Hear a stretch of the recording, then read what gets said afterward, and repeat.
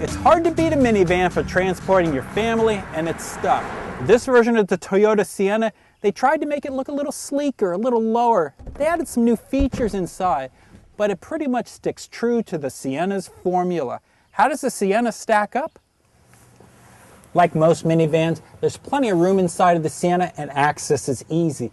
Now most Siennas are going to be configured in an 8-passenger version. What lets you achieve that 8th passenger is this little jump seat that fits in the second row. It's a pretty small perch for an adult, but a kid will fit here. When you're not using the seat, it stows in a cubby back in the cargo area. When you remove that center seat, you're left with this plastic tray between the two. It gives you something to step on if you're using this as an alleyway back to the third row.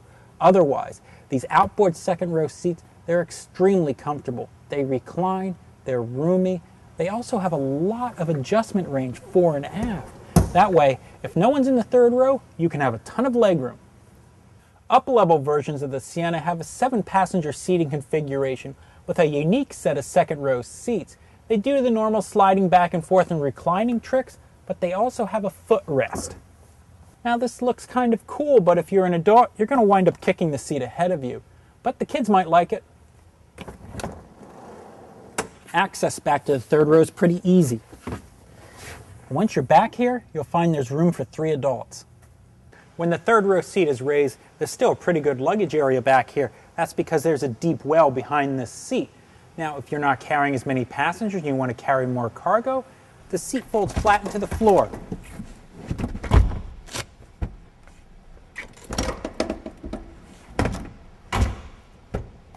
Doing that gives you a large cargo area. If you want more cargo volume inside, you can remove the second row seats, but this isn't easy. These seats are heavy, they're cumbersome to move. Once you go through all the trouble, you're still left with this framework sitting on the floor. That means you can't slide large flat items back on the load floor.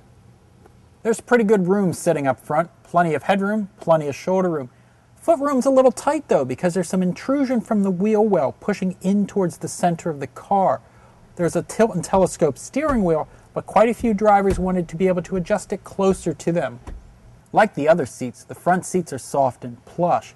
However, some people wanted the bottom cushion to be longer to provide better thigh support. Controls aren't complicated. Toyota uses big buttons and knobs for a lot of functions, but a lot of them are a long reach away from the driver. Also, picking just the right climate button you want at a glance, that's kind of hard. As you'd want and expect in a minivan, there's plenty of cabin storage up front, lots of cup holders, a deep console, and 2 big glove boxes. You'd also expect plenty of family-friendly features in the Sienna, and it doesn't disappoint there. There's dual sliding side doors, there's sunshades in the windows, there's also an available DVD player. This screen, it can show inputs from 2 different sources, the DVD player in the dash, and whatever you want to plug into the video jacks. What isn't so impressive though is fit and finish inside of the Sienna's interior. All the dashboard plastics, they're hard. They look kind of cheap. The graining feels a bit like sandpaper. There's also a lot of features that have minor misalignments or edges that aren't really smoothed off. It's just not that impressive. Unfortunately, driving the Sienna around, it just isn't that much fun. The van definitely lacks agility. It doesn't even try to hide that it's a big box on wheels. The steering, it's almost devoid of feel. Emergency handling isn't scary. The Sienna has standard stability control, but it reaches its limits really early, and that lack of steering feel robs confidence. It's also louder inside of the Sienna than you might expect. Testers complained of wind and road noise. The Sienna does have some things going for it, though. The ride is extremely comfortable and compliant. It soaks up the bumps really well. Also, the 3.5-liter V6 engine, which is mated to a 6-speed automatic transmission, they work well together. Transmission shifts smoothly, there's plenty of power, and you get pretty good fuel economy for a vehicle of this size. One note though, that engine, it gets a little coarse when it's pushed hard.